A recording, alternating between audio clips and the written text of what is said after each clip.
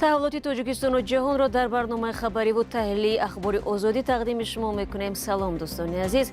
امروز 18 آگوست این موضوع را داریم. سفر رستم امامعلی شهردار و رئیس مجلس ملی به چین چی معنی دارد؟ نظرها در این باره مختلفند. رفته است تا اینکه خودش معرفی کند، تا اینکه مقامات چین هم دانند که با کی در آینده همکاری میکنند، سر و کار خواهند داشت. در حالی که اجنسی ضد فساد در ولایت سوغد از موردهای رشوه‌ستانی آموزگاران دانشگاه دولتی خوجند میگویند رهبر دانشگاه پولستانی زیردستانش را رد میکند. و دسته فوتبال فایسکند نویه واسه به مشکلات مالی دچار شده است. رئیس نویه مسئولین دسته را سببگار چنین وضعیت میدانند. یک گپای ما هم مرده که گفتیم امروز وقتی که زورت نمیرسه برای چی تو 4 لگیونر میگیری؟ قرار است رستم امامعلی رئیس مجلس ملی و شهردار دوشنبه با سفر کاری عظیم چین شود. مقصد سفر تقویت همکاری ها میان دو کشور دوست استراتژی عنوان می شود. اما کارشناسان میگویند یکی از هدفهای اساسی معرفی رستم امامعلی به عنوان وارث احتمالی پرزیدنت امامعلی رحمان است. نگار فضل‌الدین در همین باره گزارش آماده کرد و اول نظر وکیل پارلمان سعید جعفر عثمانزاده را پرسید. امروز مناسبت‌های اقتصادی، سیاسی، حربی، امنیتی بین دو دولت نیاز دارد که ما در سطح یعنی مقامدار بلند دولتی باید گفت و شنیدها و مناسبت‌های رفت و آمد داشته باشیم. انا گفتن امانت که گردش معاملات ما و استفاده تکنیک و تکنولوژی از دولت خطای در تاجیکستان خیلی جایگاهی خودش را دارد. این اولین سفر رسمی رستم امامعلی به چین به حیث رئیس مجلس ملی است. تحلیلگران سیاسی برینند سفر شخصی دومی رسمی تاجیکستان به چین از چند لحاظ مورد توجه قرار می گیرد. عبدالملک قادیروف تحلیلگر تاجیک تخمین میزند که رستم امامعلی همچون شخص دومی رسمی در حکومت تاجیکستان به چین رفته است. البته در قطار اون هدفهای رسمی که اعلام شده اند شاید یکی از دیگر هدفهایشون باشد که رستم امامعلی همچون وارث امامعلی رحمان و همچون راهبر آینده تاجیکستان به خاطر معرفی شدن در به نزد همسایه‌های مقتدر و یکی از پشتیبان‌های اساسی تاجیکستان بعد از شروع شدن جنگ روسیه رفته است تا اینکه خودش معرفی کند، تا اینکه اونها هم مقامات چین هم دانند که با کی در آینده همکاری میکنند، سر و کار خواهند داشت. شورای رادیوی آزادی ریتستندش میگوید که در کشورهای آسیای مرکزی عنعنه معرفی راهبران آینده در چین نیز معمول می شود. ما همین گونه حالت را در ترکمنستان مشاهده کردیم. در عرفه سر قدرت آمدن سردار بردی محمدوف، او هم چند سفر به پکین و ولایت شینجان انجام داده در ملاقات سطحی بلند از ترکمنستان نمایندگی کرد. ما می‌بینیم که سفر چین این به یک عنعنه مبدل می شود و همین طور رهبران آینده احتمالی به چین سفر می‌کنند.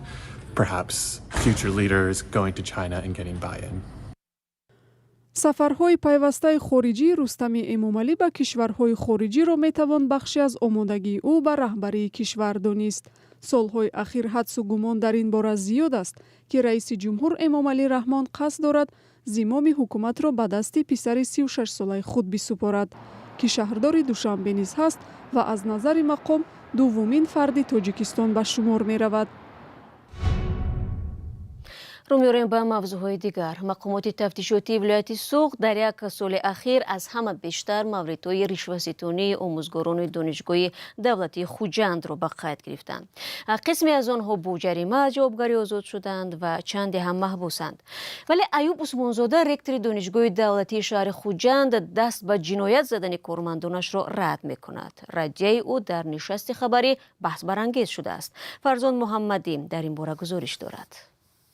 بارها یک جای با مقامات قدرتی پاره گرفتند یا نه؟ به این پرسش خبرنگاران رکتور دانشگاه دولتی شهر خوجند پاسخ داد که در دوره حساباتیش یگان استاد دانشگاه دست به جنایت نزده است.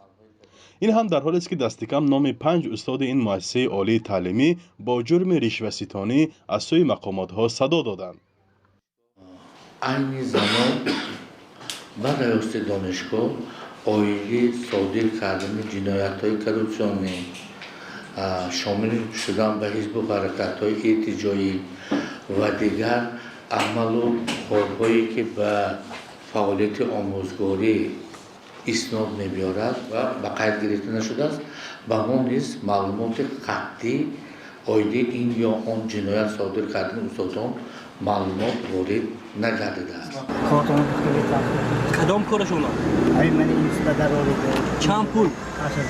80,000 گرفت نی؟ مبلغ پولی کنی؟ من اینجا در همینجا است. وزارت کارهای داخلی تاجیکستان از مورد رشوه‌گیری معلم دانشگاه دولتی خوجند چند هفته پیش گزارش داد.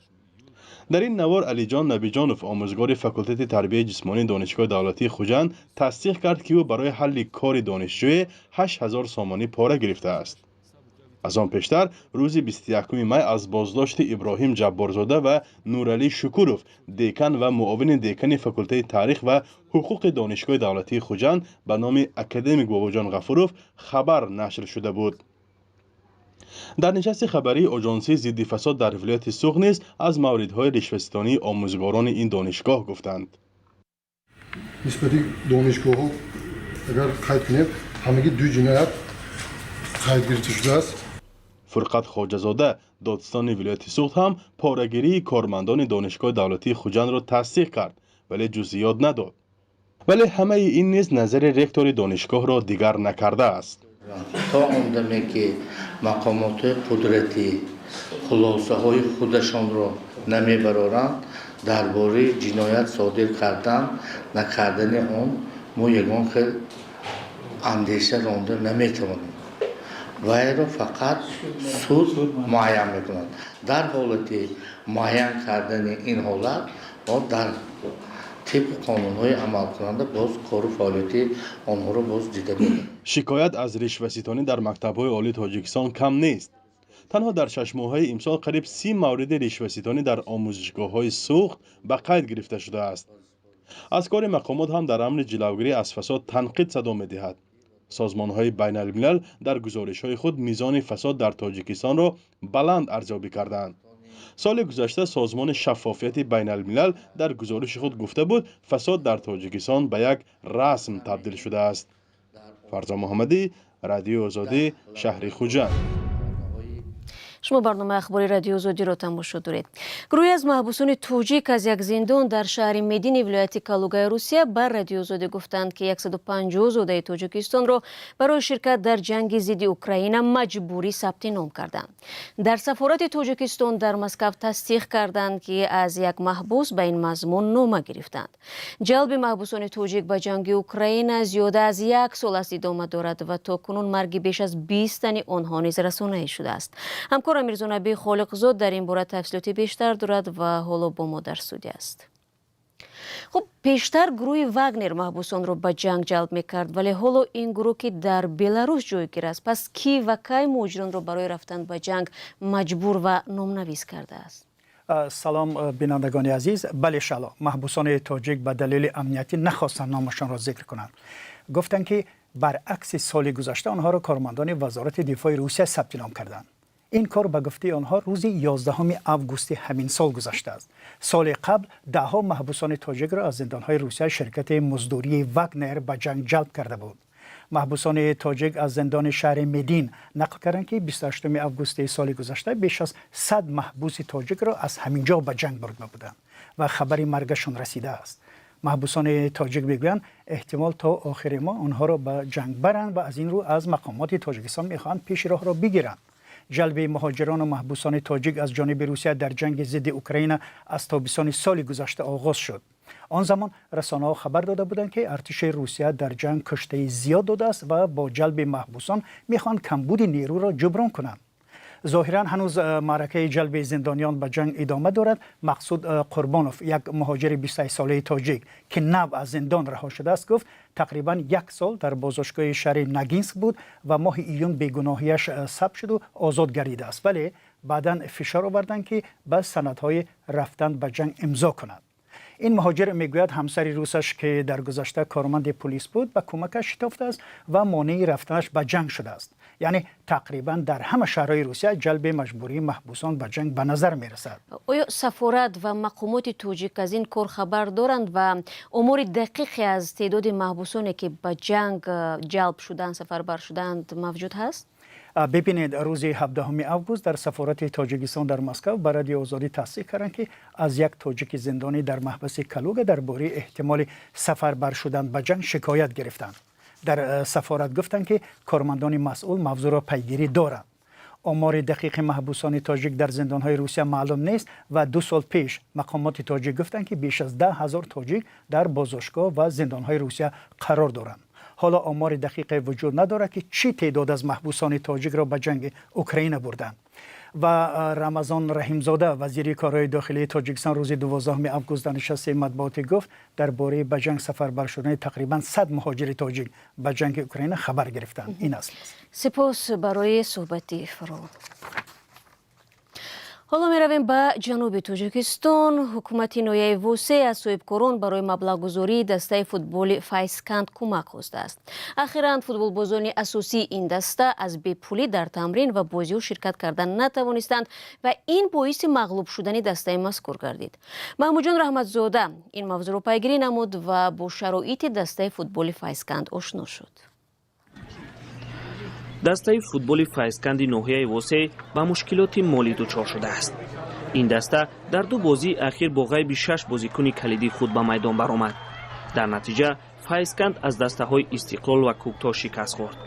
با گفته مسئولین دسته، بازیگران با دلیل تأخیر در پرداخت معاش نتوانستند در تمرین شرکت کنند.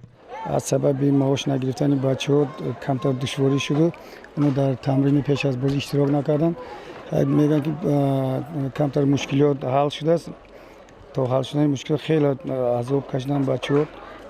تمرین است، باید در تمرین اشتراک نه واسه از وضعیت مالیوی. حکومت ووسه برای مقابله با بحران مالی 1,300,000 سومانی برای 2 دسته فوتبال اختصاص داد. 850,000 سومانی به دسته فایسکند داده شد. باقی مانده مبلغ به دسته هولبوک داده شد. 850,000 سومانی ما همین فایسکند جدا کردیم. اول سال گفتیم که بیا مختا مثال همین ماه با ماه میتیم، لیکن ما سال 2022 200,000 قرض دارم. ما اینجا قرض گرفتم که ما دیگه خیلی نشمختم بگید 850,000 سومانی این پول برای لیگ اولی این پول هیچ نمیرسه. ما میدونیم، لیکن خیلی ما را قوتمون تواناییمون همین قدر میرسه. 850,000 سومانی را علاقه وای گرفتگی است. دسته فایسکند ناحیه ووسه چند سال است که در لیگ اولی بازی میکند.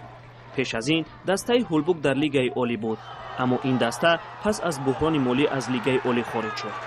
چند ماهی پیش رئیس ناحیه امام خطیب را رهبر دسته هولبوک تعیین کرد. حالا این دسته در لیگ اول در رد اول قرار دارد.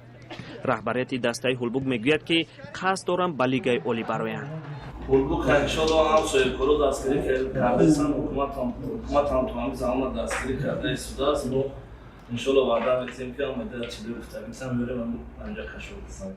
رئیس ناحیه ووسه از مسئولین فایسکند انتقاد شدید کرد. او گفت که بیشتری بازیگران این دسته خارجی هستند. ما هم مرده که گفتیم امروز وقتی که زور نمیرسه برای چی تو 4 لگیونر میگیری؟ دسته فایسکند سال 2018 در جماعت رودکی ووسه تأسیس یافت. اکنون عمدتاً در شهر دوشنبه مستقر است. در حکومت محلی گفتند که با صاحبکاران مشورت کرده اند تا فایسکند را کمک کنند. حالا دسته فایسکند در رده 5 جدول بازی‌های لیگ اولی قرار دارد. محمود جان رحمتزاده، آزادی، ناحیه ووسه. برنامه امروزی ما پایان یافت. شما را در هفته نو منتظر خواهیم بود. خود را احتیاط کنید عزیزان و خدا نگهدارتان.